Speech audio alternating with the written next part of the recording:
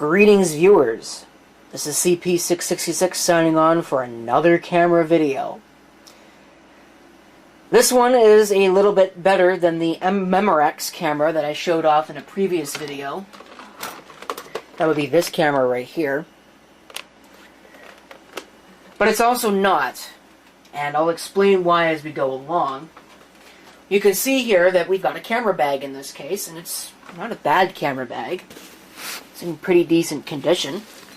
If we take a look here, there's a pouch on the front that if we go ahead and open, we see something interesting. Stamped 1999. If we take a look, you can see we got Camcorder, RCA, camera, Samsung, this. This was the one that I ended up buying right here. I think they might have had both, I don't know. There is nothing else in this front pocket, insofar as I can tell. So let's go ahead and zip that back up. It's got two side pockets. There is nothing in that side pocket there. And this other side pocket is similarly empty. There's also a pocket here, but again, there's nothing there. So that leaves us with what's inside. Go ahead and open it up. And what do we get? Oh, there's a pouch here on the side of this, but again, there's nothing in it. So we have this, which is not really useful for anything. And this, a videotape with video on it, which at the very least, you know, it's good to have the tape. These things don't exactly grow on trees, and they also don't last forever. What else do we have? Well, obviously there's the camera itself, which we'll come back to in a moment. There is the power supply with the umbilical cord. Apparently good for both nickel metal hydride and nickel cadmium batteries. Thompson Consumer Electronics, so RCA. Now there was a second AV cable in here, the proper one for this camera actually. It was just the white and the yellow, which is video and audio because it's a mono unit. I have the stereo cable in here as well for some reason. I'm not sure how that ended up in there, but, you know, useful to have. There's the remote control, which is upside down. And last but not least, there's a battery that I might try, see if it actually works. I don't think so. I'll be very shocked if that actually works. But I believe that's it. I don't think there's anything hidden. There's no special secret compartments or anything like that. That's what you get. So I'm going to get this bag out of the way, and then we can take a look at the camera. So here is the camcorder. You can get the feeling just by looking at it that it's an extremely basic camcorder. It obviously does not have stereo audio. I don't even think there would have been a model that did have stereo audio, because you can see there's no real provision for stereo underneath that there, which I'm going to have to fix, because apparently it does this in a strange way. It like folds underneath, which is odd. Those are pretty much all of your controls right there. And you do get a date and time overlay on this. But there is no fader, insofar as I can tell. Yeah, there's no fader.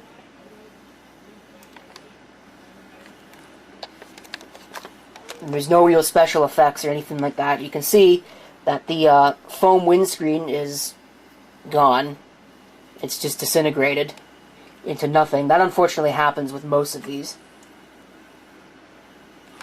Your autofocus. You get 8x zoom on this camera, with the zoom control up there. It flips up to reveal the tape mechanism. It doesn't quite close all the way. And of course you have your lock standby there. And there's your DC input. Now, I'm going to tell you right now, this camera does not work. I know that already. It's got the prototypical, or stereotypical, or whatever the right word is, bad capacitors from Japanese electronics of the 1990s and late 1980s. The lights come on, the viewfinder looks okay, but I get no picture. So, it's not really helpful to not only have no picture, and what's more is it will not retract this tape mechanism properly, which is probably why this is bent up like this. Because you can see, I think you might be able to tell that it is actually partially ejected. It won't take us back in. It tries to, and then it just pops right back up again. Now that's not necessarily bad caps. That could also be a symptom of bad belts, which it probably also has, given that, you know, this thing was manufactured. I figured it would say on the bottom of it. I guess it doesn't. We can see, however, that it is a model Pro808A. It is UL listed. But I'd say this thing is probably from maybe 1992, 1991, somewhere in there. So I went ahead and looked it up. And as it turns out, there's a user manual online for this camera. 1994 is the supposed date. Now, I don't know if that is the date the manual was released, or if that's, you know, the date that that particular manual, the scan of the manual, was either given to somebody or scanned by somebody or what have you. But that's all I have to go on is 1994. So I can only assume that this thing was manufactured in 1994. And what's more is the on-screen date-time calendar starts at 1994. So it makes sense that this thing would have been manufactured in 1994. The calendar also ends in 2019. So that's another interesting thing that I thought I'd point out. It is no longer compatible with, well, let's just say, the calendar has run out. Which is kind of funny because it's got bad capacitors. So I guess it's not going to be recording any more video. I am going to go ahead and plug it in, just to show you what it does. If we go and plug it in,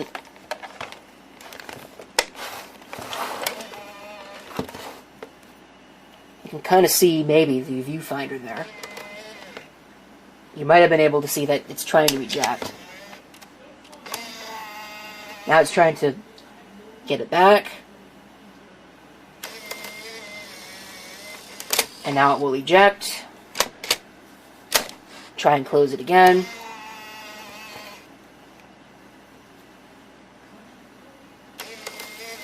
And that didn't work. So, come on. We'll close it. And we'll leave it closed. See, it tries to pop it up. Doesn't work. The guy's really upset. But, yeah, there you go. So we'll turn it into camera. It's not really going to do much. At least not much that's visible. And I don't know if you can really even read what it says on the on-screen display there, but I think it's at 1994 right now. Yeah, January 1st, 1994. So you can get an idea for what the viewfinder looks like. The viewfinder's okay, everything's okay, but when it starts to run for a little while, you can smell that very fishy odor of bad capacitors. So, unfortunately, there's not really much I can do with this particular camera, and it was kind of a waste of money. Which leads me into this. How much did I pay for this in terms of money? Because I get that question a lot. How much you give for that? How much do you pay for that? It's like the second most popular question after, can I buy your camera? Well, the sticker price on this is that. Which, yikes, that's kind of a lot of money. It's also worth noting that it says 0102 of 21, so I don't know if it's been sitting around since January 2nd. It could well have been because, you know, COVID's a thing, so thrift store has been closed for a long while. $19.99. Yikes, that's a lot of money. Did you really pay that? No, obviously not, which is why I'm mentioning this. What happened is I was interested in it, but obviously not at $20, so I took it up, and I said straight up to them, look, I'm interested in buying this in addition to all this other stuff that I have, some of which will be in video.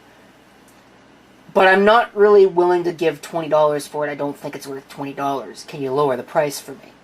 And I was told, normally we don't do this for people, which makes sense. Because can you imagine, everybody would just go and do it all the time. Don't normally do this, but, you know, given the time that we're in, I'll take it back, come with me, we'll ask them if they can lower the price for you. They'll probably say no. So we did. We went back and had a talk with somebody in the back. I don't know if it was like the store manager or who it was, because I don't know the people that work here at this particular store. So cashier said he wants to buy this but thinks it's overpriced. What do you think? And she took one look at it and said, that is way overpriced. How about $5? So it was $5. Now, is it worth $5? I don't know about that. I mean, I did get the battery, which may or may not be any good. Probably not. But I got all the accessories. You know, an AV cable is probably worth $5 if you buy one brand new. The tape is probably worth $5. The power supply is probably worth $5. So I think I've probably got $5 worth of value here. Not $20, but $5 is probably pretty reasonable. So, there. I paid $5 for it. Now you know. The entire time that I've been making the video of this, and looking at it, and going over the controls, I've been thinking to myself, this thing looks extremely familiar. I feel like I've had one of these before. As it turns out, it's very familiar. Remember this camera? The Sanyo VM-RZ1? Yeah. It's the same camera. It's just the RCA version. So what does that really mean? Well, it means that essentially this thing is going to probably end up looking no different from that Sanyo VM-RZ1, since it's basically exactly the same camera. So what I can do, in lieu of being able to use this one for demonstration purposes, is I can splice in some video of that Sanyo VM-RZ1. Now, unfortunately, this is being recorded 16:9, and the Sanyo and this are both 4:3, so the video is going to be pillar boxed. There's not a whole lot I can do about that. It's better than cropping it so it will fit the whole screen. I think that's stupid when people do that. So you have to live with that, but it should give you a good idea as to what the video looks like from this, because it's, like I said, it's pretty much the same camera. Now, the one interesting thing is that the Sanyo failed in exactly the same way that this one has, in that the caps are bad, but the camera itself seems to still work for the most part. And on that camera, the only thing that disappeared was the video, just like with this. It still had audio. So what it might be interesting to do, and what I am going to do, is I'm going to go ahead and hook this up and try and get some audio out of it. I don't think it's going to work, because I suspect that this one's probably a little bit further gone, since the tape mechanism does that weird stuff. But it's worth a try, right? So without further ado, I'm going to go ahead and splice in some video from the Sanyo VM-RZ1. Alright, it looks like it's working. Now, I was told that these didn't record, so this is very, very interesting. But I was told that one of them worked, and I've already seen the one that I think worked. It's down here, the Samsung. Which, by the way, that is a Samsung EC, or VCE805N Video8 camcorder. You can see it's obviously full-sized, for a Video8 unit anyways. But I'm pleasantly surprised that this seems to actually be recording. I have to think that one of these is not. This one's actually got a broken zoom control. Or it seems to have a broken zoom control, because I'm pushing down on telephoto right now and it's not actually zooming. So, could be a broken connection, and apparently my telephone has decided it's going to ring! And interrupt my video, but whatever. I'm just going to keep on going. Okay, what was I going to say? Oh, right. The low light sensitivity on this seems to be a little wee bit better. If only by a wee bit. And it also seems to have less of a wide angle on the lens. I wish the zoom control worked, but unfortunately it doesn't seem to. And I don't have the remote control for this as far as I know, so apparently this is just going to be a zoomless camera. So it'll be useful on the live show. It probably will end up being a, it'll end up being the outdoor camera, because I don't really need zoom for that. It'll either be the outdoor camera, or it'll be the camera that sits right there with all that crap. But anyways, I'm going to go ahead and I'm going to try out the Panasonic now, and we'll see if I've got my bits flipped and it was only one unit that didn't record, or if it was in fact 2 units that didn't record and one of these units hasn't been recording this entire time, or if there's been a little bit of a mix-up. Alright, there is the video output from this camera. What you see is what you get. I'm amazed that it even really works at all. I don't know if I can actually hit the adjust button for the date and time thing. Yeah, that should work. I just wanted to prove that it only goes up to 2019. That's all I really want to do. I don't think you'd normally be able to see this. Yeah, there we go. If the video actually worked. And I was recording with the camera. But there it is. There is your audio and video, I guess, sort of, out of the RCA Pro808A Video 8 camcorder. So that's pretty much it for the overview of this camera and an example of what the video footage would have looked like had the camera worked. Unfortunately, it doesn't, so it is what it is. I am actually trying to charge the battery right now, which I almost forgot about. So I guess I'll let you know on that one, whether it charges or not. I think that it'll be a miracle if it actually happens to work, though. Thank you for watching. If you have any comments, feel free to leave them down below. And this is CP666 signing off, and I hope to see you next time. Till then.